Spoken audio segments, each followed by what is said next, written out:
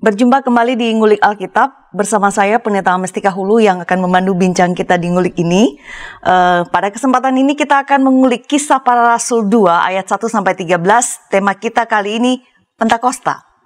Bersama saya telah hadir Bapak Pendeta Yohanes Bambang Mulyono, salah satu narasumber kita yang setia di Ngulik Alkitab. Beliau akan menyampaikan ulikan seputar Kisah Para Rasul 2 ayat 1-13 ini di 3 segmen yang akan kita jelang. Jadi Bapak, terima kasih atas kehadiran Bapak sebagai narasumber di Ngulik Alkitab ini. Ya, sama-sama Bu Tika. Sahabat, Bapak Pendeta YBM adalah pendeta Universitas Maranatha Bandung. Jauh-jauh dari Bandung datang ke studio di Jakarta untuk berbagi kabar baik bagi kita semua para pemirsa Ngulik Alkitab. Sebagaimana biasa, mengawali Ngulik Alkitab, kita akan buka dengan doa dipimpin oleh Bapak Pendeta YBM. Silakan Bapak. Mari para sahabat YKP dan para pemirsa, kita menyatukan diri dalam doa. Bapa yang Maha Baik, pada hari ini kami bersama-sama mempersiapkan diri untuk menyambut satu hari besar, yaitu Pentakosta. Pentakosta merupakan awal berdirinya gereja Tuhan di atas muka bumi. Dan itu terjadi bukan karena kekuatan, bukan karena kepandaian, bukan karena kesalehan para rasul dan jemaat perdana, tetapi karena Engkau memberikan kasih karunia menyatakan diri melalui Roh Kudus. Oleh karena itu kami ingin belajar lebih jauh tentang karya Roh Kudus di dalam peristiwa Pentakosta. Bapak, gerakkan kami yang hidup di abad 21 ini dengan karunia-karunia roh yang membawa perubahan yang sangat signifikan, yaitu untuk mengangkat martabat manusia, untuk mempersatukan manusia di dalam berbagai keterasingannya. Biarkanlah kami sebagai gereja Tuhan sungguh-sungguh dipakai menjadi komunitas persekutuan yang membawa damai. Bapak, kami mau belajar segmen dalam peristiwa yang sangat berarti di dalam hidup bergereja, yaitu Pentakosta. Kami serahkan percakapan kami di dalam nama Tuhan Yesus Kristus. Amin. Baik, sahabat, saya akan membacakan Kisah Para Rasul 2 ayat 1-13 dari sini dari studio. Silakan para sahabat juga dengan Alkitab yang ada di tangan para sahabat masing-masing. Kisah Para Rasul 2 ayat 1-13 saya bacakan. Ketika tiba hari Pentakosta, semua orang percaya berkumpul di satu tempat. Tiba-tiba turunlah dari langit suatu bunyi seperti tiupan angin keras yang memenuhi seluruh rumah di mana mereka duduk. Dan tampaklah kepada mereka lidah-lidah seperti nyala api yang bertebaran dan hinggap pada mereka masing-masing. Maka penuhlah mereka dengan Roh Kudus. Lalu mereka mulai berkata-kata dalam bahasa-bahasa lain seperti yang diberikan oleh Roh itu kepada mereka untuk mengatakannya. Waktu itu di Yerusalem diam orang-orang Yahudi yang saleh dari segala bangsa di bawah kolong langit. Ketika turun bunyi itu, berkerumunlah orang banyak. Mereka bingung karena mereka masing-masing mendengar rasul-rasul itu berkata-kata dalam bahasa mereka sendiri. Mereka semua tercengang-cengang dan heran, lalu berkata, "Bukankah mereka semua yang berkata-kata itu orang Galilea? Bagaimana mungkin kita masing-masing mendengar mereka berkata-kata dalam bahasa kita sendiri, yaitu bahasa yang kita pakai di negeri asal kita? Kita orang Partia, Media, Elam, penduduk Mesopotamia, Yudea dan Kapadokia, Pontus dan Asia, Frigia dan Pamfilia, Mesir dan daerah-daerah Libya yang berdekatan dengan Kirene, pendatang-pendatang dari Roma. Baik orang Yahudi maupun penganut agama Yahudi, orang Kreta dan orang Arab, kita mendengar mereka berkata-kata dalam bahasa kita sendiri tentang perbuatan-perbuatan besar yang dilakukan Allah. Mereka semuanya tercengang-cengang dan sangat termangu-mangu sambil berkata seorang kepada yang lain, "Apakah artinya ini?" Tetapi orang lain menyindir, "Mereka sedang mabuk oleh anggur manis." Nah, itu adalah teks yang akan kita ulik pada kesempatan kali ini dengan Bapak Pendeta YBM sebagai narasumber kita. Langsung ke Pak Pendeta YBM membuka segmen pertama dari Ngulik Alkitab episode ini. Judul kita adalah Pentakosta. Dan bicara tentang Pentakosta, siapa orang Kristen yang tidak mengetahui istilah ini, Pak? Sangat akrab gitu, dan setiap tahun minimal kita merayakannya secara cukup besar-besaran setiap tahun begitu. Nah, pertanyaan saya membuka Ngulik Alkitab kita di segmen pertama begini, Pak. Karena kita sudah sangat akrab, familiar dengan Pentakosta ini. Apa yang akan kita pelajari pada kesempatan kali ini, Pak? Silakan. Ya. Kita mungkin terlalu familiar dengan kata Pentakosta, ya. Bahkan juga ada kesalahan pengucapan gereja Pantekosta, ya. Tapi maksudnya tuh Pentakosta, ya. Nah, kalau kita lihat di dalam peristiwa ini memang terjadinya pada hari Pentakosta, ya. Tapi sebenarnya di dalam konteks Israel itu tidak terlalu dikenal kata Pentakosta, ya. Pentakos itu sebenarnya dari bahasa Yunani sebenarnya. Jadi orang Yahudi itu tidak familiar, ya. Ya ada orang Yahudi yang dari Yunani yang tinggal di sana pasti kenal itu. Tapi sebenarnya di dalam Alkitab itu menyebutnya Shavuot. Ya, jadi harusnya terjadi pada hari Shavuot. Ya, Shavuot itu nama lain dari Pentakosta. Ya.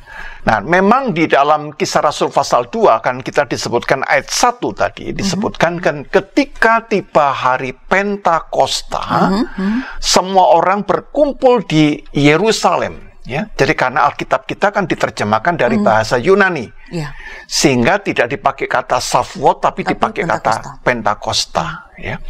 Dan memang pada hari Pentakosta ini bukan orang kerumun sembarangan, ya, tapi memang berkerumun dalam konteks memang mereka melaksanakan ibadah yang istimewa di Yerusalem. Ya. Dan para murid Yesus juga berkumpul di Yerusalem pada hari Shavuot itu. Ya. Dan kalau kita lihat hari Shavuot itu terjadi dimulai pada ini ya, perayaan yang disebut dengan perayaan 7 minggu. Ya. Jadi 7 minggu. Pentakosta itu kan 7 kali 7 ya, 49 ditambah 1, 50 gitu ya. Jadi 7 minggu yang dirayakan mulai hari yang ke-15 bulan Nisan gitu. Ya, sampai hari ke-6 bulan Sivan ya. Jadi ini dari Nisan ke bulan Sivan, kira-kira seperti itu. Nah, hari yang ke-15 bulan Nisan itulah yang disebut hari Paskah ya. Jadi dari Nisan itu adalah tanggal 15 itu Paskah, lalu mulai Paskah itu mereka ditambah 7 minggu. Plus ya. 1. Maka ditambah 1 menjadi hari Pentakosta. Nah, mungkin kita bertanya mengapa sih mereka kumpul pada hari Shavuot ya, atau Pentakosta itu ya. Sebenarnya orang Yahudi memperingati ini sebagai satu peristiwa yang penting karena hari Shavuot itu merupakan turunnya hukum Taurat di Gunung Sinai. Nah, kita tahu bahwa orang Yahudi ya sampai saat ini pun juga menempatkan Shavuot, pada hari Shavuot itu tentang Taurat itu sebagai sesuatu yang sangat berarti sekali ya. Jadi selama 7 minggu ya, 7 kali 7 hari itu 49 itu umat mempersiapkan diri. Jadi 49 hari itu mereka mempersiapkan diri. Lalu pada hari yang ke-50 ya, mereka melaksanakan Shavuot itu, yaitu perayaan tentang turunnya hukum Taurat di Gunung Sinai. Gitu. Jadi dengan turunnya hukum Taurat di Gunung Sinai itulah sebagai firman Tuhan yang mengatur seluruh kehidupan umat Israel. Ya, jadi kita bisa melihat di sana bahwa kaitannya dengan turunnya hukum Taurat. Baik, ada satu kosakata yang bertambah, mungkin nanti bisa kita lihat, semoga bisa tampil di screen bahwa Pentakosta itu dalam bahasa Ibrani-nya begitu ya Pak, Shavuot ya. Shavuot. Jadi selamat hari Shavuot begitu ya.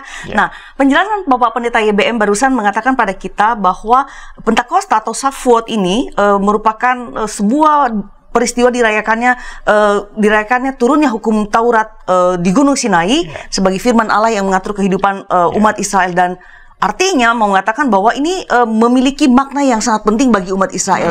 Apa saja Pak, dalam hal apa nih dan sepenting apa ini Pak? Silakan. Ya, Jadi turunnya hukum Taurat itu menjadi sesuatu yang penting karena di situ tonggak yang menyatakan bahwa umat Israel memasuki era baru. Ya, era baru karena apa? Mereka dahulu di Mesir, mereka adalah 430 tahun menjadi seorang budak, ya, para budak. Lalu di turunnya hukum Taurat itu, umat Israel disebut dengan Kahal Adonai, ya, Kahal Adonai, ya, umat Tuhan. Jadi turunnya hukum Taurat mengatakan bahwa sejak saat itu mereka menjadi orang merdeka, ya, umat Tuhan, ya, Kahal Adonai, gitu ya. Umat Tuhan. Maka mereka yang adalah Kahal Adonai ini adalah menjadi umat kepunyaan Allah, ya. Nah, karena mereka kepunyaan Allah, maka mereka mengikatkan dirinya dengan Taurat tadi, ya. Jadi mengikatkan diri. Nah, Taurat itu berisi apa? Perjanjian Allah. Nah, karena itu hubungan Israel dengan Allah, dengan Adonai, ya, kita kadang-kadang menyebutnya YHWH itu didasari oleh perjanjian, oleh dalam bahasa Ibrani oleh berit, ya, berit, ya.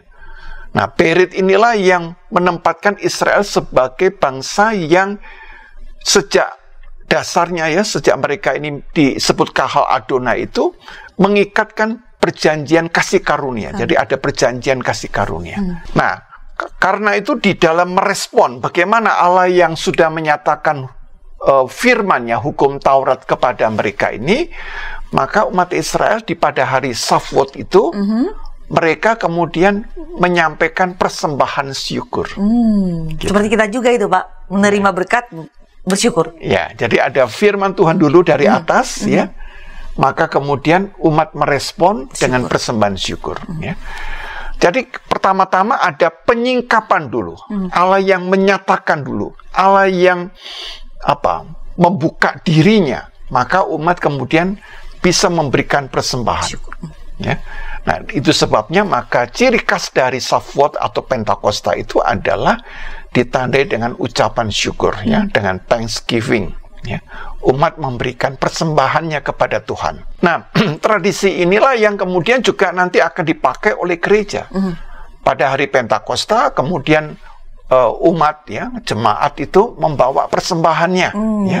Kalau di beberapa daerah di Jawa itu namanya persembahan undu-undu. Ya. Persembahan syukur tahunan, ya. Nah, disitulah orang memberikan yang terbaik kepada Tuhan karena Tuhan sudah menyingkapkan, menyatakan diri melalui firman-Nya kepada mereka. Seperti itu, Bu. Baik, perayaan Shavuot atau Pentakosta mengandung dua dimensi begitu ya, Pak, ya. Ada Allah yang menyatakan diri kepada umat Israel, kemudian itu diresponi dengan syukur oleh umat Israel dan menyatakan dan mau persembahan. Nah, dalam teks yang tadi yang sudah saya bacakan, Kisah Rasul 2 ayat 1-13 ini, tampaknya ada berbeda ya, Pak. Berbedanya begini, bahwa di dalam perayaan Shavuot ini ada sesuatu yang terjadi yang beda atau bisa dikatakan aneh. Turun suatu bunyi dari langit seperti tuban keras dan kemudian ada lidah-lidah api. Karena itu saya mewakili menyimbolkan dengan baju merah juga karena Shavuot ini. Mengapa hal itu terjadi, Pak? Dan itu kan berbeda dengan yang dialami oleh umat Israel begitu, Pak. Ya. Jadi menarik bahwa banyak orang seringkali hanya menyebutkan apinya, lidah-lidah api. Sebenarnya, bunyinya tidak, ya? Bunyinya. Padahal itu kalau kita baca dengan baik, ya.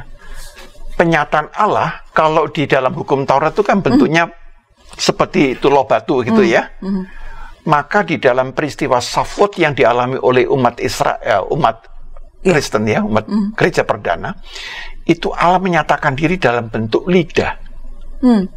Nah, lidahnya berbentuk api itu soal lain. Tapi tekanannya kepada kata lidah. Ya, tongues, lidah. Iya, jadi ada satu maksud yang lebih istimewa. Baik. Bahwa Allah menyatakan diri dalam bentuk lidah. Nah, lidahnya berbentuk seperti api. Itu soal lain.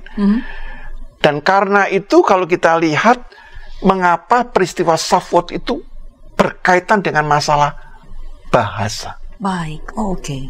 Ini penting loh, ya, masalah bahasa. Kalau kita mau jujur, ya, problem-problem di dalam kehidupan kita, Ya, apakah di dalam kehidupan pribadi kita, kehidupan keluarga, kehidupan sosial, kehidupan bersama jemaat, kehidupan bersama masyarakat, kehidupan di dalam negara, itu dimulai dengan masalah bahasa.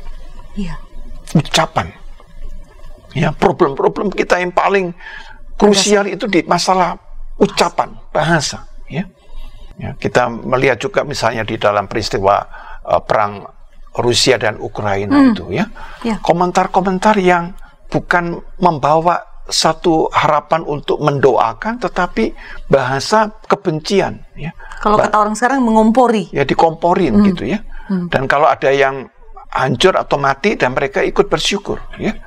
Ini ada juga aktivis yang juga dipukulin ya. Masyarakat kita banyak yang bersorak-sorak. Ini sangat menyedihkan sekali.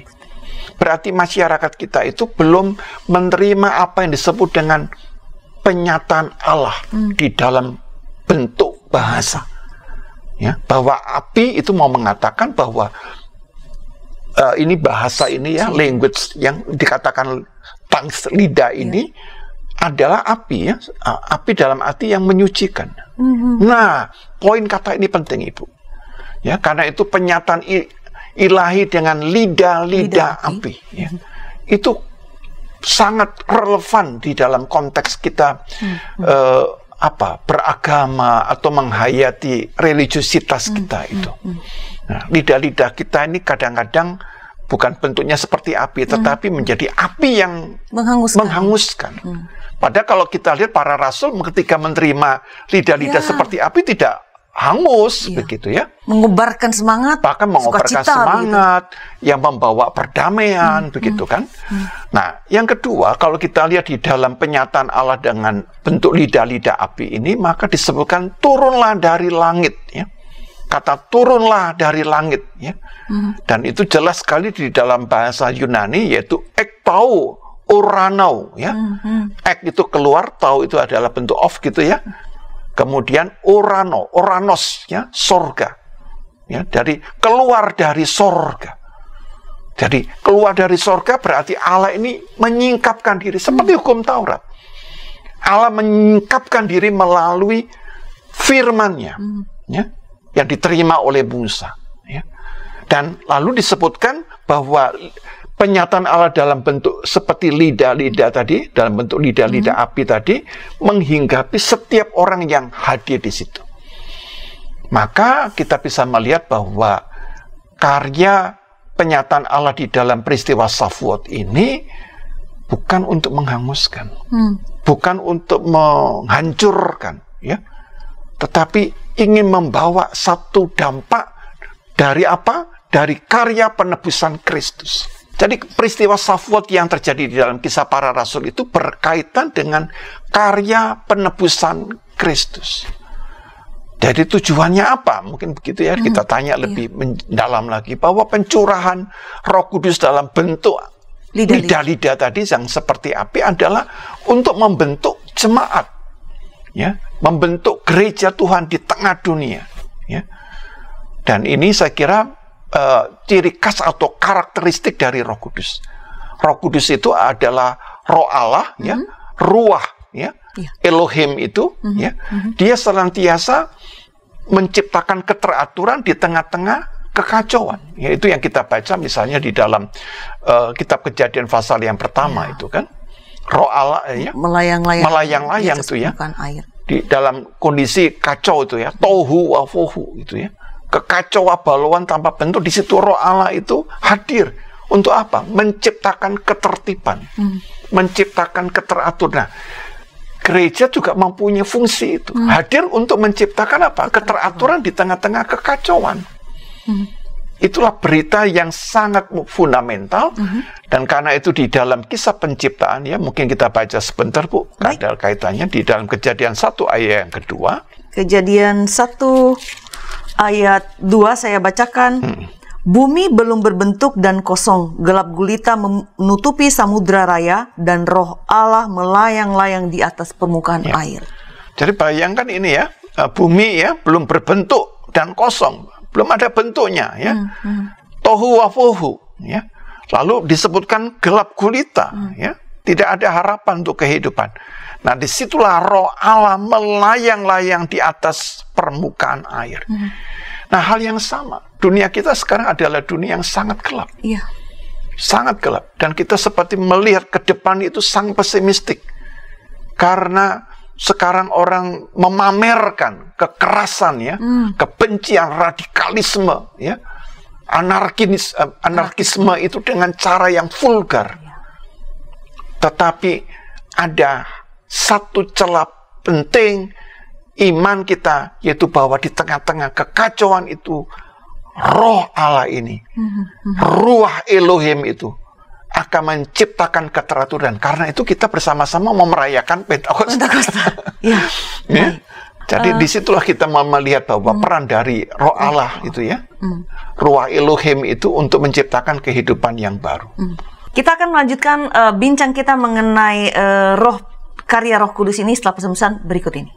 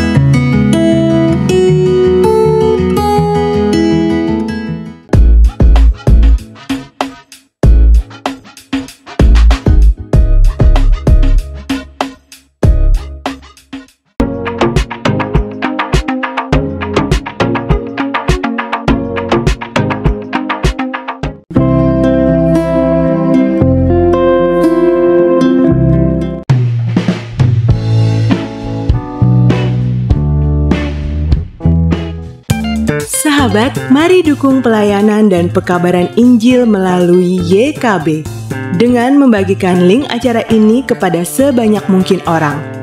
Dukungan juga dapat saudara lakukan dengan mentransfer dukungan finansial ke rekening BCA ke nomor 450 305 2990 450 305 2990 atas nama Yayasan Komunikasi Bersama.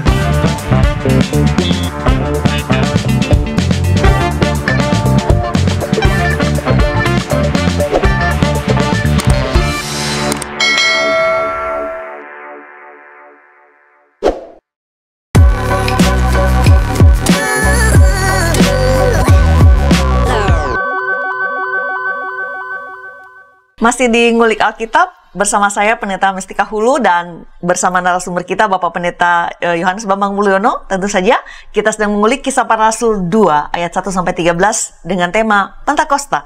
Kita lanjutkan ulikan kita.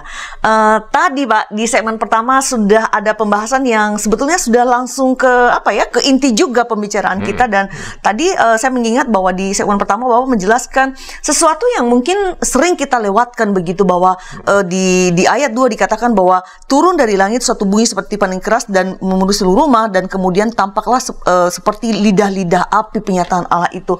Dan mungkin kita sering melewatkan ya pembacaan yang biasa ya, seperti turun lidah-lidah api, tapi ternyata penjelasan Bapak memberikan sebuah merefresh, paling tidak merefresh kita bahwa lidah-lidah api itu mau mengatakan bahwa bahasa itu penting, dan bahasa itu semestinya menyucikan, menguduskan, dan memberikan sesuatu yang baik. Nah, Pak, apa selanjutnya yang harus kita perhatikan berkaitan dengan Pentakosta ini dan Roh Kudus ini, Pak? Silakan. Ya. Jadi pertama-tama kita mencoba melihat ya, kenapa karya penebusan Kristus yang sempurna lalu dilanjutkan dengan peristiwa Pentakosta yang terjadi pada hari Shavuot, di mana Allah menyatakan diri dalam bentuk lidah-lidah yang bentuknya bentuknya seperti api gitu ya.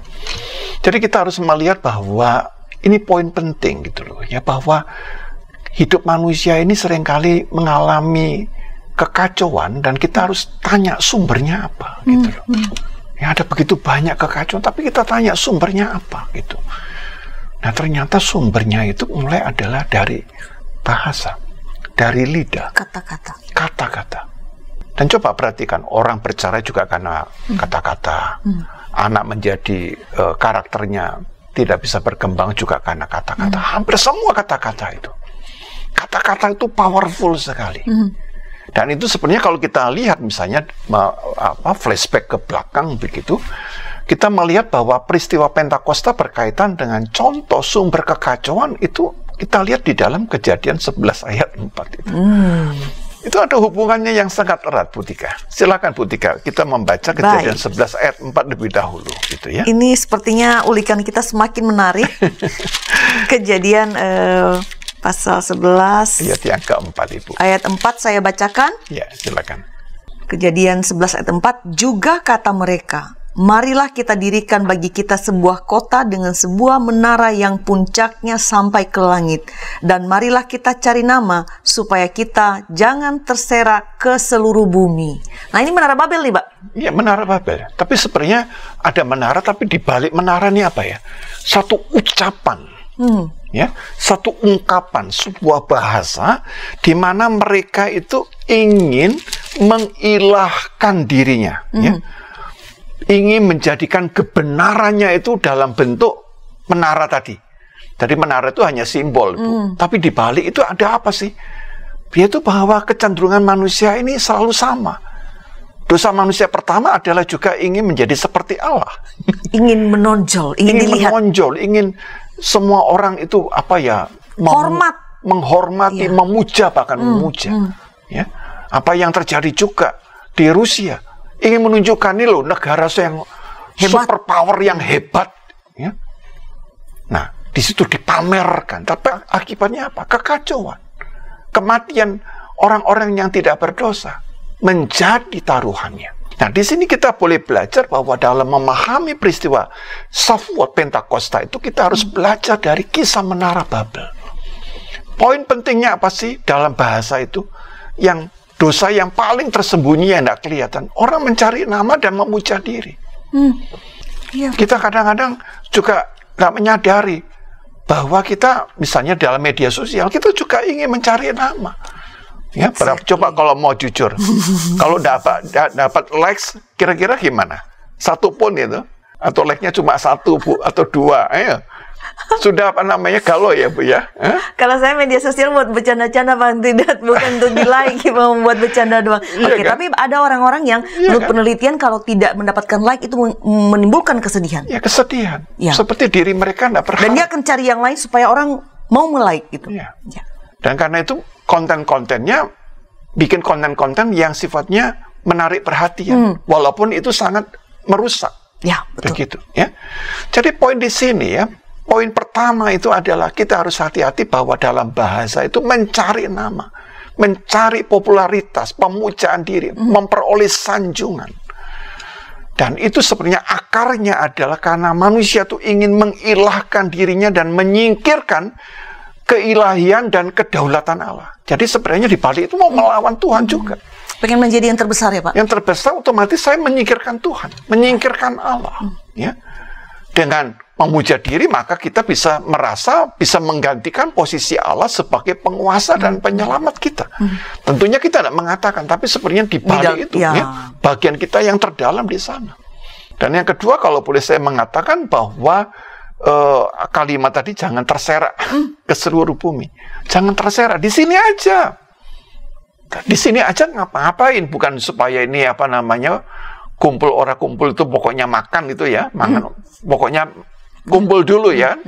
Bukan. Supaya di sana kalau tidak terserak, supaya terjadi penyeragaman. Saya bisa ngatur kamu tidak boleh berbeda, kamu tidak boleh beda dari apa yang saya pilih. Diatur supaya semuanya seragam. Apa ini semacam monopoli kekuasaan?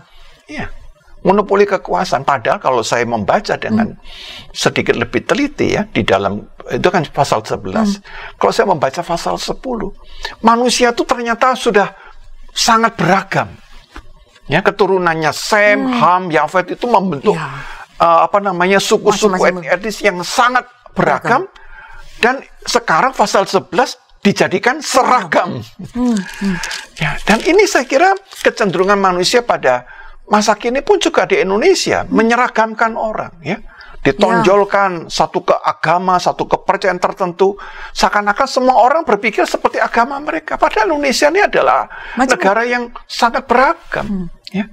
Lalu mengukur budaya dan kepercayaan orang lain berdasarkan apa yang dia percaya. Lalu dipaksakan, kalau tidak, maka mereka mengalami apa? Persekusi. Mereka mengalami tekanan, mereka mengalami penindasan. Hampir sama. Mengulang, begitu. Ya. Nah, jadi bangsa kita Indonesia, Pentakosta bukan hanya untuk orang Kristen. Ya. Tapi Pentakosta itu Roh Kudus juga untuk bangsa Indonesia. Ya, bangsa Indonesia juga harus mengalami itu. Pentakosta. Pencurahan penyataan Allah dalam bentuk lidah seperti api, tapi bukan lidah yang menghanguskan, tapi lidah yang menyucikan, yang menguduskan. Lidah yang membawa damai sejahtera. Lidah yang bisa menghargai keberagaman manusia, bukan manusia dijadikan seragam. Nah, ini saya kira poin penting gitu ya. Nah, karena itu kalau boleh saya mengatakan bahwa di dalam peristiwa Shavuot atau Pentakosta itu ada satu pesan penting, yaitu bagaimana mempersatukan umat manusia di dalam kepelbagaian. Ya, kepelbagaian etnis, budaya, adat istiadat, kepercayaan dan bahasa, sehingga tidak ada yang merasa teralienasi, tidak ada yang merasa diasingkan.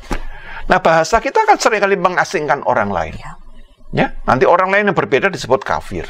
Ya. Padahal saya katakan, kalau di dalam iman Kristen, saudara mengatakan kafir, Yesus berkata, kamu akan masuk ke dalam api yang menyala-nyala, begitu ya.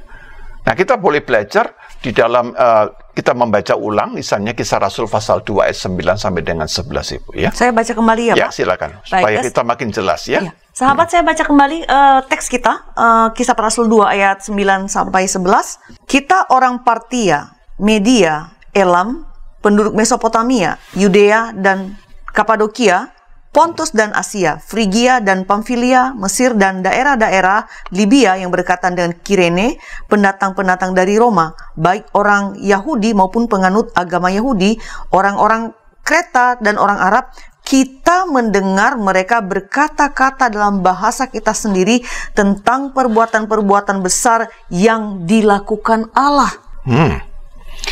Nah, coba diperhatikan ya kalimat ini. Ini ada banyak suku bangsa, ya? Suku bangsa, ya. Macam-macam, Parsia, Medan, Elam, ya, Mesopotamia, Ibu orang sudah Arab sebutkan juga lengkap, ada orang Arabnya juga, begitu kan? Tetapi mereka tidak melebur jadi satu. Mereka mendengar para rasul itu berbicara dalam bahasa ibu mereka. Tapi mereka tidak dipaksa untuk mengikuti satu bahasa. Ya. Nah, Indonesia juga sama. Diam-diam menyuruh sepertinya kita mengikuti satu bahasa. Ya, bahasanya orang luar, orang asing. Ya, pakaiannya, ya, cara ngomongnya. Padahal Indonesia itu punya budaya yang lebih kaya. Budaya tinggi dan luhur juga. Lebih tinggi, lebih luhur lah, begitu ya. Kalau kita melihat itu ya, misalnya orang menggunakan pakaian adatnya itu, kita kadang-kadang kagum sekali. Betul, ya. Pak. Wah, luar biasa sekali. Pakaian Minangkabau, pakaian Bali, ya, pakaian dari Sunda, pakaian dari orang Jawa, pakaian orang Dayak.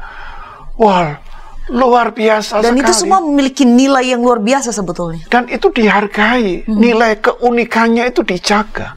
Itu poin penting dalam peristiwa Pentakosta. Keunikan mereka itu dijaga dengan baik. Mereka tidak dileburkan. Lalu kita misalnya dalam Indonesia, seakan-akan kita disatukan dengan pakaian orang Arab. Misalnya seperti itu kan. Loh, kita punya pakaian sendiri. Dan pakaiannya seninya lebih tinggi kan, begitu kan? Jelas sekali. Kenapa kita tidak bisa menghargai keunikan, kekayaan, budaya. Dan itu kepribadian kita sendiri. Kepribadian kita, lalu kita seperti menghilangkan, lalu kita mengambil kepribadian orang lain. Begitu. Nah, kita orang Kristen, tapi kita tidak menjadi orang Yahudi. Betul, Pak. Nah, itu poin penting. Ya kan? Orang yang beragama Hindu di Indonesia tidak harus menjadi orang India. India, betul. Gitu loh. Jadilah tetap orang Indonesia. Jadi ini poin penting dalam peristiwa Pentakosta ini sangat relevan. Kita ini harus satu tapi tidak seragam. Saya jadi mengingat Bapak menjelaskan ini tentang keragaman ini, saya mengingat Bhinneka Tunggal Ika, tapi tentu itu bukan pembahasan kita kali ini. Bahwa Indonesia memiliki nilai yang begitu luhur juga, berbeda tetapi satu. Ya, baik. Kita melanjutkan. Pak, tadi Bapak sudah menjelaskan begitu ya, Pentakosta Shavuot, istilahnya ya, Shavuot ya, para sahabat, merupakan kontras dari peristiwa Menara Babel. Saya sudah bacakan dari Kejadian 11 begitu, bahwa mereka mau mencari nama, dan mencari nama itu terjadi di era kita sekarang, di media sosial paling tidak begitu ya, menunjukkan pada kita upaya-upaya mencari nama, pemujaan diri. Nah, Pak, Pentakosta adalah kontras dari peristiwa Menara Babel, kan itu berbeda begitu. Apa artinya atau dampaknya kontras ini, maksudnya peristiwa kontras ini kemudian bagi kehidupan umat percaya, termasuk para sahabat saya dan kita semua yang ada di sini, dengan Pentakosta ini, Pak? Iya, jadi Pentakosta kalau saya lihat di dalam konteks kita, Bu, ya, ternyata Tuhan itu menghargai apa yang kita terima sebagai kekayaan, dan salah satunya adalah bahasa ibu. Para murid itu tidak bicara dengan bahasa macam-macam. Pakai bahasa ibu mereka, tapi bahasa ibu mereka bisa didengar ada 14-15 suku, bangsa, dan mereka mendengar dalam bahasa ibu mereka. Tapi mereka tidak melebur, tidak kehilangan identitas diri. Maka poin penting di dalam Pentakosta itu ada satu kata, yaitu kata inklusif. Inklusif. Inklusif itu orang bisa merangkul yang berbeda-beda, tapi dia memiliki identitas diri yang kuat. Baik. Kalau orang pluralis tidak, dia menerima yang macam-macam, dia tidak punya identitas, semuanya oke lah begitu. Kalau orang Cina semuanya cincai lah begitu. Kalau orang inklusif tidak, dia punya identitasnya tetap terjaga ya, Pak ya. Tapi Indonesia dia punya identitas sebagai orang Toraja, sebagai orang Bali, sebagai orang Makassar, sebagai orang Papua, sebagai orang Jawa. Dia punya, dan dia tapi bisa menerima, menghargai yang lain juga. Inilah kata penting di dalam Pentakosta itu di sini. Inklusif. Ya. Jadi bangsa kita Indonesia itu juga harus menjadi bangsa yang inklusif karena karya Roh Kudus dalam bentuk lidah seperti api tadi. Bukan untuk membinasakan, bukan untuk menghanguskan, menyucikan, menghidupkan. Tapi lidah yang bahasa yang sungguh-sungguh menyucikan, yang menguduskan, yang membawa damai. Jadi ini ada kontras yang sangat besar antara Menara Babel dengan Pentakosta. Supaya dalam Pentakosta atau Shavuot itu terjadi revisi.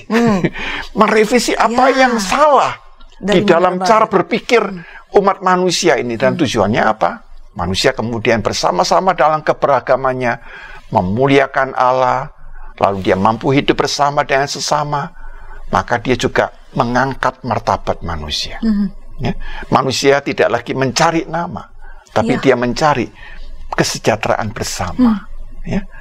Dia, itu indah sekali, Pak. Indah sekali kan? Bagaimana kita menciptakan perasaan damai bagi semua orang. Ya. Kalau kita melaksanakan ibadah kita, jangan sampai kita mengganggu orang lain. Ya. Kalau orang lain protes, kita marah, gitu kan? Nah, sekarang saya boleh balik. Bagaimana kalau setiap orang di Indonesia yang beragama juga melakukan hal yang sama? Kamu terganggu apa tidak? Kamu terganggu. Nah, artinya apa? Marilah kita jaga. Zaman kita sudah canggih. Kita ibadah bisa menggunakan gadget kita. Betul. Ya. Kalau kita berpuasa juga ada yang mengingatkan melalui alarm kita.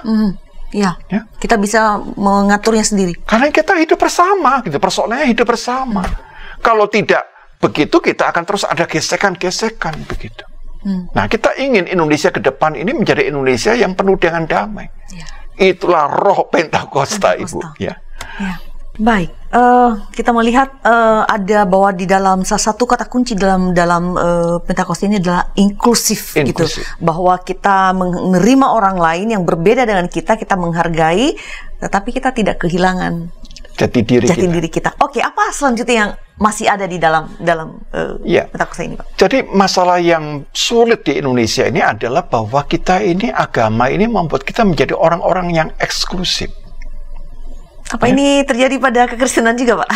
Sama, gitu ya. Hanya bentuknya mungkin beda, gitu ya. Baik, Pak. Hanya kalau kekristenan di Indonesia eksklusifnya karena dia minoritas. Ya. Lalu saudara-saudara kita yang non-Kristen merasa mayoritas, kemudian eksklusifnya dia menekan orang-orang yang dianggap minoritas. Tetapi jiwa eksklusivisme itu tidak cocok dengan jiwa Pentakosta. Turunnya Roh Kudus itu adalah menciptakan satu relasi yang inklusif. Ya. Nah, di dalam relasi yang inklusif itu Allah memberikan tempat kepada bahasa ibu setiap orang, gitu ya. Nah, karena itu saya senang sekali seandainya di dalam kehidupan bergereja itu orang-orang ibadah di samping bahasa Indonesia, mereka saya anjurkan pakailah bahasa daerahmu. Ya, yang Nias jangan lupa pakai bahasa Nias. Ya, orang yang dari Batak, ya, gereja-gereja dari Batak jangan lupa menggunakan bahasa Batak. Ya. Orang yang dari Bali jangan lupa pakai bahasa Bali. Ada bahasa Indonesia, ada bahasa daerahnya. Ya, di Jawa ada gereja pakai bahasa Jawa. Nah, banyak orang yang saya lihat nggak bisa bahasa daerahnya. Ya bisa ngomong-ngomong pakai bahasa daerahnya, tapi ketika bahasanya itu pada tingkat yang tertentu, yang agak tinggi, sudah nggak bisa. Itu kemunduran. Pentakosta memberikan tempat kepada bahasa-bahasa daerah. Pembahasan mengenai Pentakosta kelihatannya itu tadi pertanyaan saya di awal ya. Ini kita sudah sangat familiar, akrab, tapi ternyata banyak sekali hal yang ketika diulik berbicara banyak pada kita. Oke, masih ada yang Bapak sampaikan di segmen ini? Ya, kalau boleh saya katakan bahwa apa ya menjadi core atau inti dari Pentakosta itu. Ini bagi saya alat ukur, Bu. Kalau kita merayakan Pentakosta tapi tidak bisa tembok pemisah itu belum dirobohkan, maka perayaan itu hanya sebatas seremoni. Maka kita harus bisa mencoba melihat apa yang menjadi penghalang saya untuk berelasi dengan orang lain.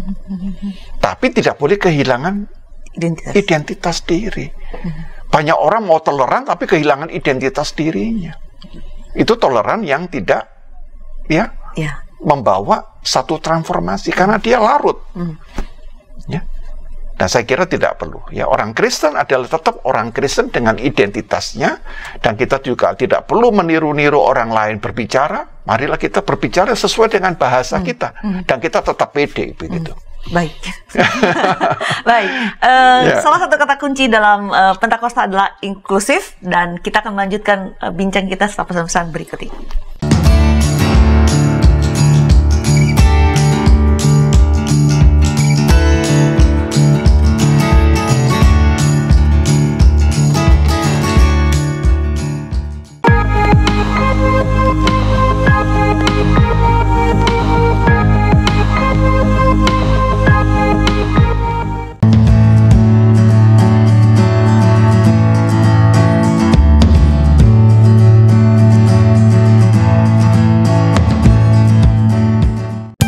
Sahabat, mari dukung pelayanan dan pekabaran Injil melalui YKB dengan membagikan link acara ini kepada sebanyak mungkin orang. Dukungan juga dapat saudara lakukan dengan mentransfer dukungan finansial ke rekening BCA ke nomor 450 305 2990 450 305 2990 atas nama Yayasan Komunikasi Bersama.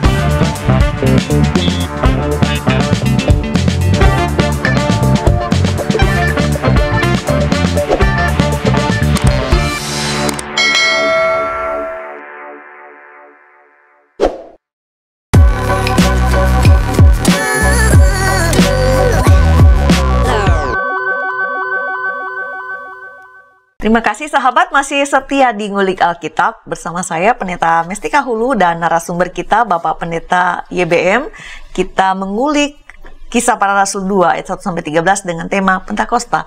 Kita sudah berada di segmen terakhir, jadi kita gunakan sebaik mungkin karena episode ini sangat-sangat padat. Jadi saya langsung bertanya kepada Bapak Pendeta YBM.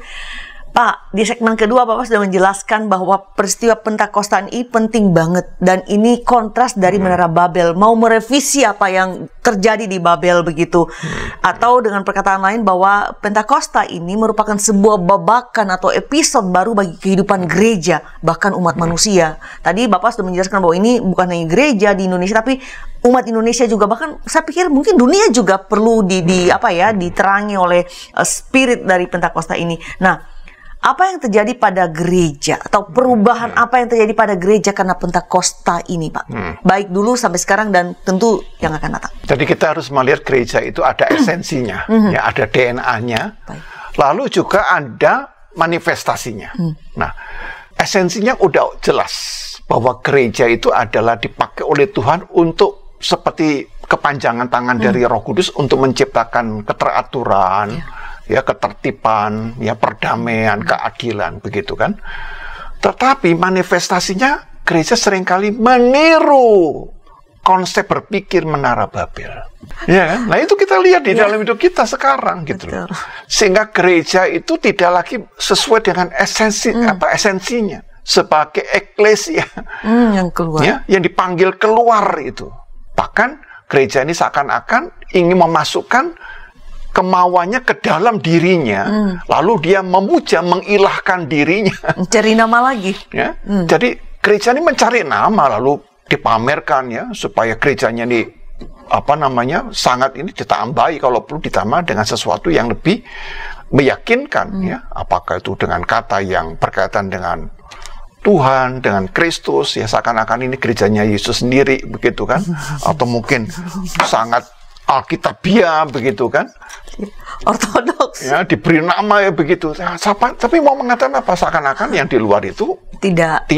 Yang benar itu adalah gereja saya. Nah, di sini kita melihat bahwa gereja seringkali masih terjebak oleh benteng pertahanan, ya, masih membuat tembok pemisah dengan nama denominasi.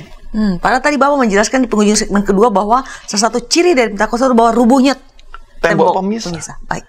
Nah, di sini kita melihat bahwa gereja, ya, yang merayakan Pentakosta ini memberikan ini tekanan kepada superioritas denominasinya. Lalu apa bedanya kalau gereja yang semacam itu dengan orang-orang yang dikisahkan di dalam Menara Babel itu tadi? Tidak ada bedanya. Lalu dari denominasi yang kuat, lalu dia mencoba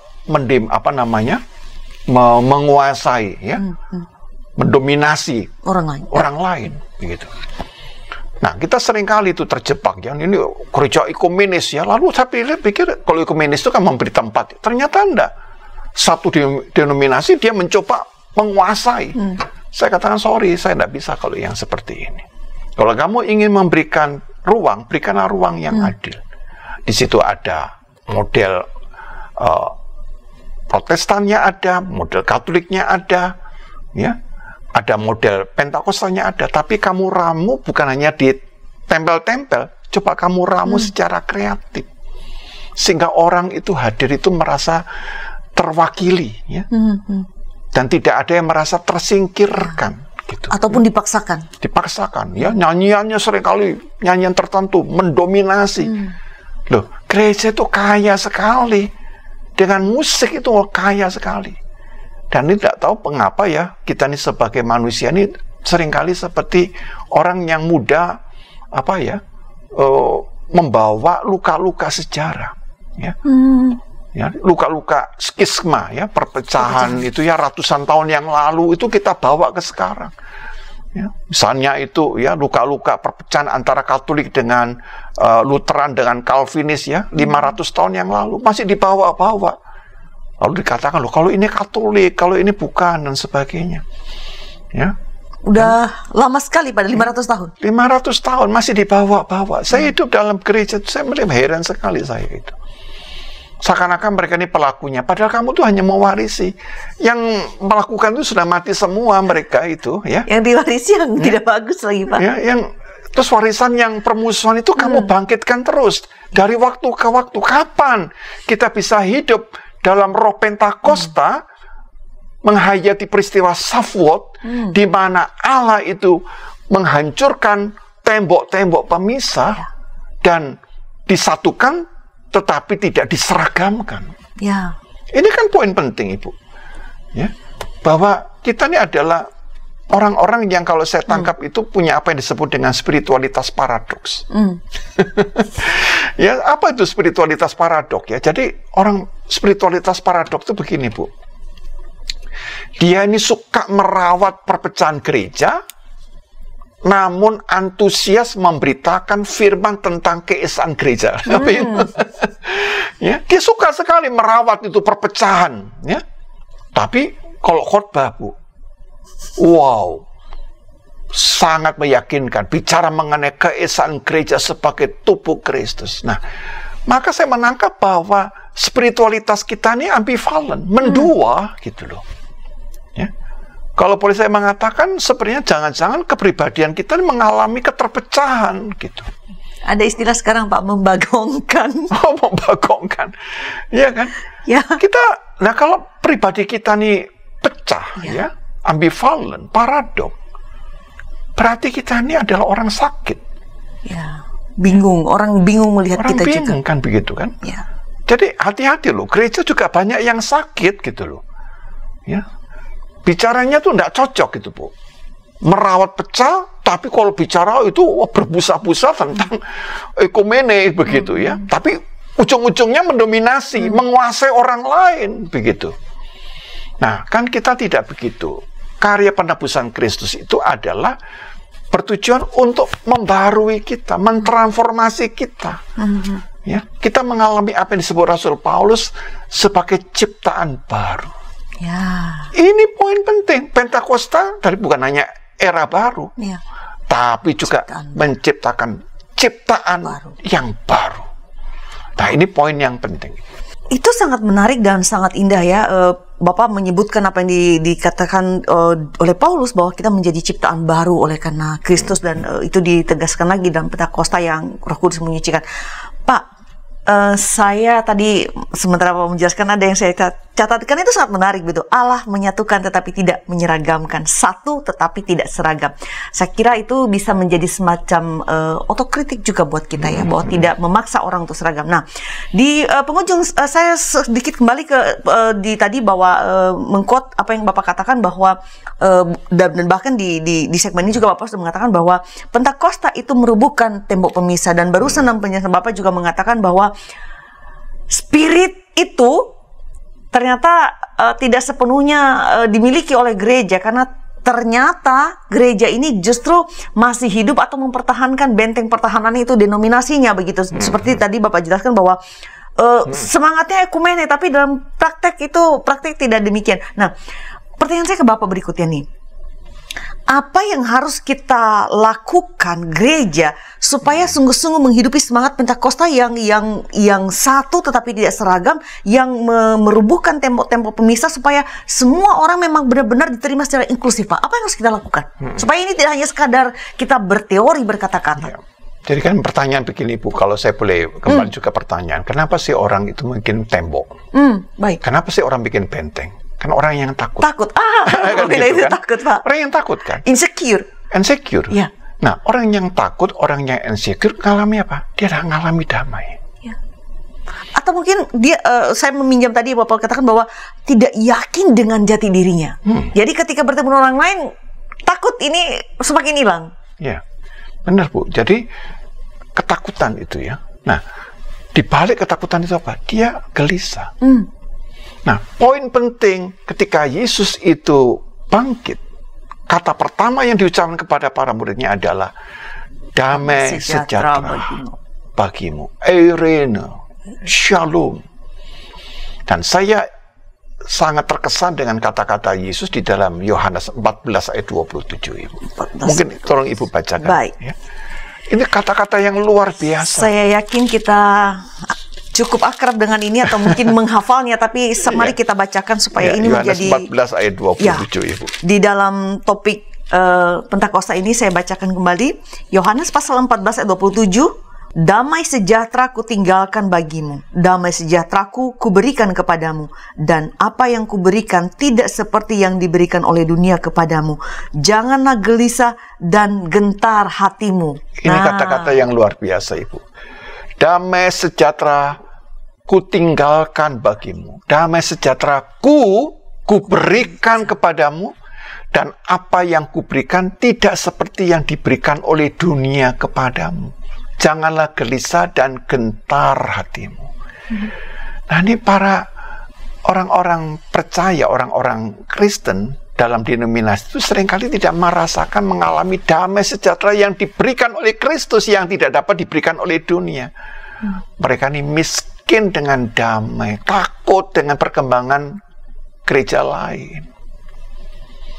Atau dalam konteks Indonesia takut dengan perkembangan agama lain. Kenapa kita harus takut? Saya tidak pernah takut. Ya. Kalau ada agama lain berkembang, silakan senang juga. Ya, asal berkembangnya benar ya. Jangan dan baik ya. Menindas orang lain ya. Jangan menang-menangan. Kalau kamu wajar, alamiah berkembang, kita senang. Betul. Ya.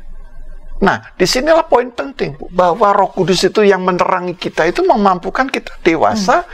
Dan juga kita bisa menghargai orang lain yang berkembang. Ya. Coba contohnya seperti ini, kalau kita punya dalam satu komunitas gitu ya, teman kita ini sukses, aku seneng enggak? Senang. Kalau saya tipenya suka senang. Ya, begitu kan? Ya. Harusnya senang. Ya. Tapi ada orang yang mengatakan, dikata-katai bahwa dia suksesnya karena ini A, B, C, D, E. Intinya tuh iri hati. Nah, ini kan bukan spirit kita gitu. Spirit iri hati, spirit tidak bisa menghargai keberhasilan orang lain ya. Sampai ada orang bilang ya, orang ini susah melihat orang SMS, senang melihat orang susah, susah melihat orang senang. Nah, susah melihat orang senang gitu kan. SMS baik. Ya kan gitu kan. Banyak sekali di bangsa kita seperti ini. Ya. Kenapa kita harus menjadi seperti itu? Kita adalah bangsa yang kerdil. Kalau kita takut dengan keberhasilan agama lain, biarkan agama lain berkembang. Mari biarkan mereka itu berkembang dengan wajar. Ya. Semua agama diberikan tempat. Ya. Maka damai sejahtera akan terjadi. Ya. Karena di dalam damai itu ada faktor apa? Keadilan. Kalau orang merasa dirinya itu diperlakukan tidak adil, ya tidak akan damai. Nah, ini poin penting. Dan kata kunci damai, eirene, shalom, ini mempunyai arti yang dalam, selamat dan damai. Jadi eirene itu bukan hanya damai, Ibu. Bagaimana kita damai kalau nggak selamat? Bisa nggak dibayangkan? Atau orang selamat tapi nggak damai? Ini eirene dan shalom ini dua kata ini nyatu, selamat dan damai. Perpadanan ya. Ya. Sayangnya di Indonesia shalom damai begitu kan? Nah, salah. Shalom atau eirene itu selalu diterjemahkan selamat dan damai, atau damai dan selamat. Dan inilah yang harusnya menjadi satu realitas yang terjadi di dalam kehidupan kita. Kalau kita hidup di dalam damai, maka kita juga akan bisa menghargai orang lain. Saya pikir itu menarik ya Pak, bahwa pertanyaan Bapak barusan begitu, bagaimana bisa damai kalau tidak selamat? Bagaimana merasa selamat kalau tidak damai? Saya pikir itu memang bukan hanya sekedar kata-kata yang diucapkan tanpa makna, tapi memang dalam masa Pentakosta ini juga patut barangkali kita renungkan ya, bagaimana itu bisa menghadirkan damai dan merasa selamat. Dan nah, saya kira ada lagi yang tadi yang saya pikirkan dan renungkan ketika Bapak menjelaskan pada bagian ini, bahwa ya perasaan takut, perasaan insecure memang kadang-kadang membuat kita tidak bisa merasakan damai sejahtera dan menjadi apa ya, menjadi orang-orang yang terganggu ketika orang lain merasakan damai sejahtera begitu. Jadi Pentakosta mengingatkan kita juga untuk merasa damai sejahtera dan bersukacita melihat orang lain merasakan damai sejahtera. Saya kira begitu, Pak.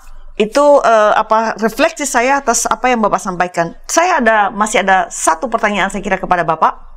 Kita mengakhiri ngulik Alkitab.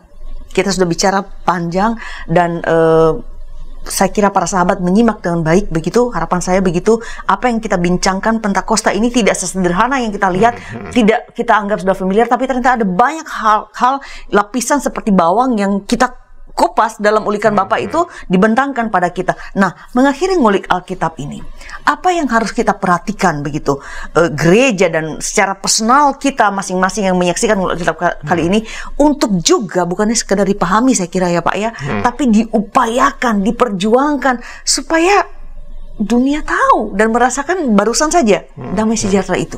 Jadi penyakit yang paling menggerogoti kita itu adalah ketakutan. Kita ini takut dalam banyak hal, Bu. Ya. Nah, ketakutan ini ternyata mendominasi kita sedemikian rupa, maka tidak ada ruang untuk damai. Nah, karena tidak ada ruang untuk damai, maka tidak ada ruang untuk rekonsiliatif. Tidak bisa berdamai dengan orang lain. Nah, itu memiliki korelasi ya Pak ya? Ada korelasi yang kuat. Ya. Jadi ketakutan, lalu tidak ada ruang untuk damai, lalu kita tidak bisa rekonsiliasi. Maka yang terjadi adalah kalau ada gesekan, maka ini akan didasari oleh ketakutan yang membuat kita nih ya bisa melakukan hal-hal yang sangat ya, destruktif ya, jauh dari keadaban ya. Jadi kita seperti orang tidak beradab gitu. Kita pukulin orang, kita hina martabatnya, ya, kita permalukan di media sosial. Betul. Ya. Tapi sebenarnya dia juga sedang menelanjangi dirinya sendiri. Bahwa pelaku-pelaku ini memang adalah orang-orang yang sebenarnya sedang menista Allah, menista Tuhan. Ya bisa saja kamu berdoa tetap intensif, tetapi sebenarnya kamu menista.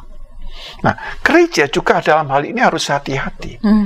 Jangan sampai gereja di Indonesia yang adalah kita masih disebut dengan kata minoritas, walaupun saya tidak suka dengan kata ini, tapi seringkali ini menjadi minority syndrome, ya.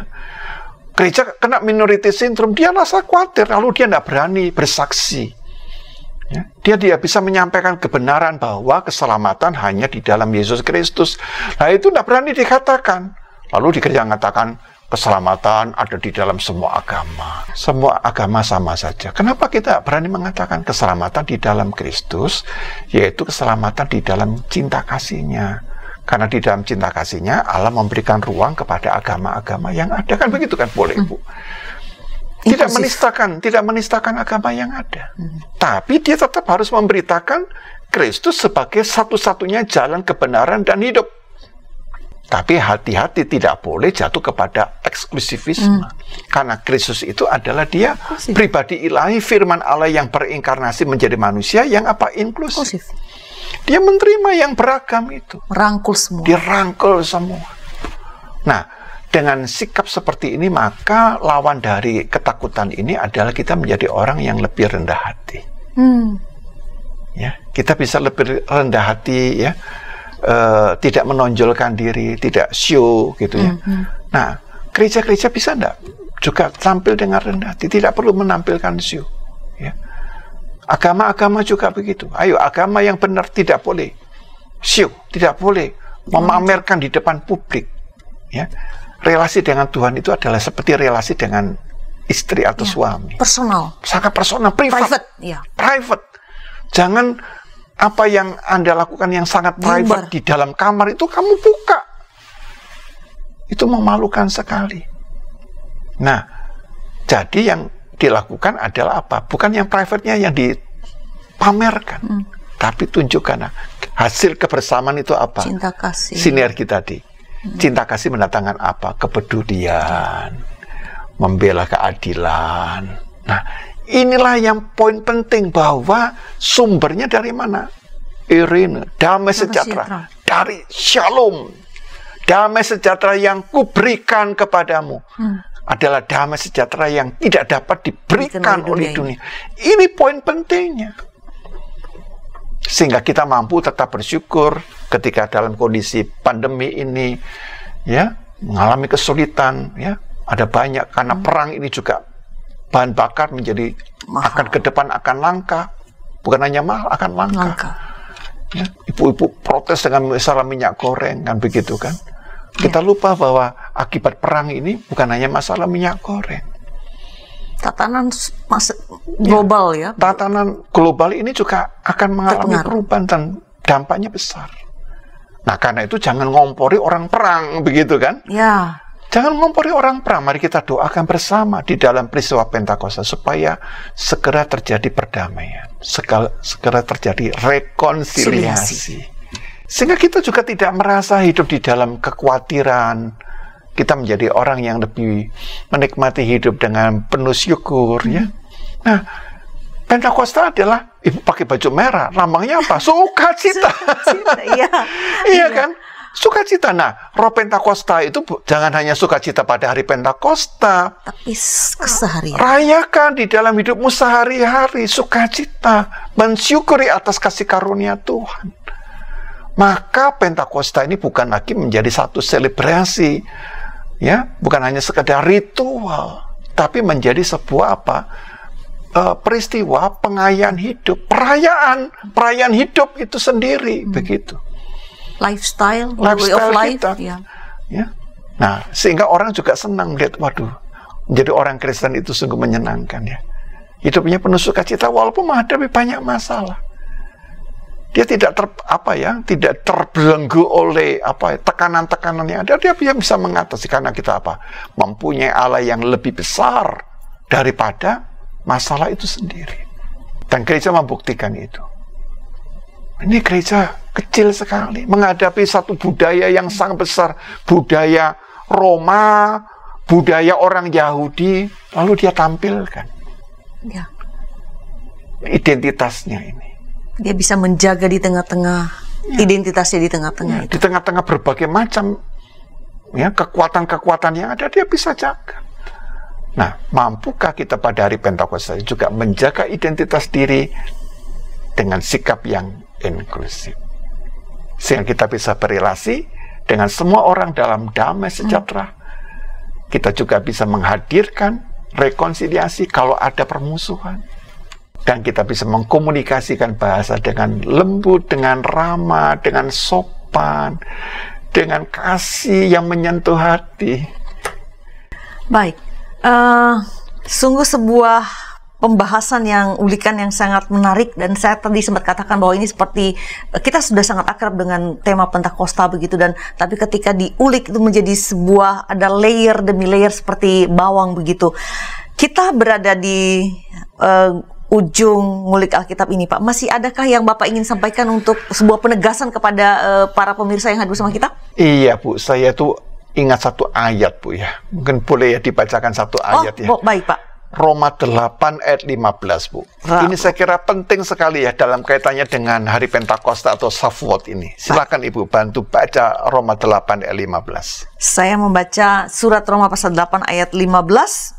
Sebab kamu tidak menerima roh perbudakan yang membuat kamu menjadi takut lagi, tetapi kamu telah menerima roh yang menjadikan kamu anak Allah. Oleh roh itu kita berseru, Ya Aba, Ya Bapa. Ini kata yang luar biasa. Kamu tidak menerima roh perbudakan yang membuat kamu menjadi takut lagi. Ya, kata takut ini ya. Tetapi kamu telah menerima roh yang menjadikan kamu anak Allah. Oleh roh itu kita berseru, Ya Aba, Ya Bapa. Allah kita ini adalah Bapa.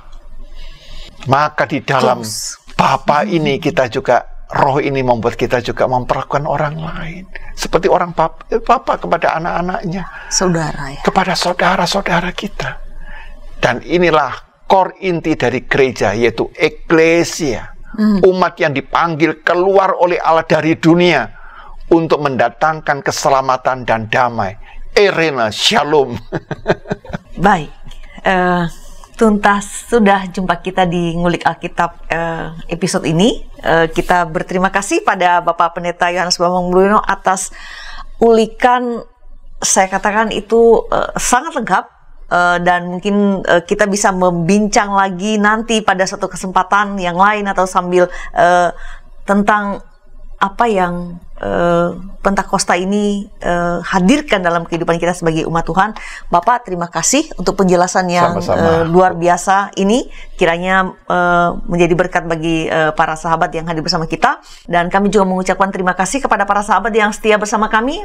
Episode kali ini mungkin cukup panjang lebih dari biasanya, tapi saya yakin bahwa apa yang disampaikan oleh Pak Pendeta YBM akan memperkaya kita, akan membuat kita menjadi lebih paham tentang apa itu Pentakosta dan terus mendorong kita juga untuk menjadi orang-orang yang inklusif seperti Kristus juga dalam kehidupan sehari-hari sebagai umat Tuhan masa kini.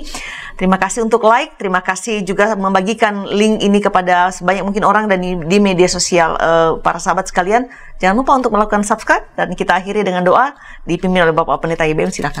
Ya, mari kita bersama mengakhiri dengan doa. Bapa yang Maha Baik, biarkanlah kami merayakan peristiwa Pentakosta yang terjadi pada hari Shavuot dalam perspektif yang baru, di mana Allah menyatakan diri dalam bentuk lidah seperti api. Biarkanlah kami disadarkan bahwa sumber kekacauan kerap kali lahir dari hati yang takut sehingga mengeluarkan kata-kata yang didasari oleh kebencian, oleh iri hati, oleh permusuhan, oleh perasaan terancam, sehingga bahasa kami jauh dari damai sejahtera. Tapi ketika hati kami dipenuhi oleh Roh Kudus, maka hati kami akan dipenuhi oleh damai yang tidak dapat diberikan oleh dunia, dan damai itu yang membuat kami menyampaikan bahasa kasih, bahasa yang Tuhan sampaikan untuk menyatakan kehidupan yang diberkati dengan damai sejahtera, dengan Eirene, yaitu damai dan keselamatan. Tuhan memberkati supaya kami sebagai gereja dapat merobohkan tembok-tembok pemisah, dan kami tidak perlu mengagung-agungkan denominasi kami, tapi biarkanlah kami cuma mengagungkan satu hal, mengagungkan Allah di dalam Kristus dan persekutuan Roh Kudus. Bapa, inilah ulasan kami, biarkanlah Tuhan memberkati. Kami berdoa di dalam nama Tuhan Yesus Kristus. Amin. Sahabat, mari dukung pelayanan dan pekabaran Injil melalui YKB dengan membagikan link acara ini kepada sebanyak mungkin orang. Dukungan juga dapat saudara lakukan dengan mentransfer dukungan finansial ke rekening BCA ke nomor 450 305 2990 450 305 2990 atas nama Yayasan Komunikasi Bersama.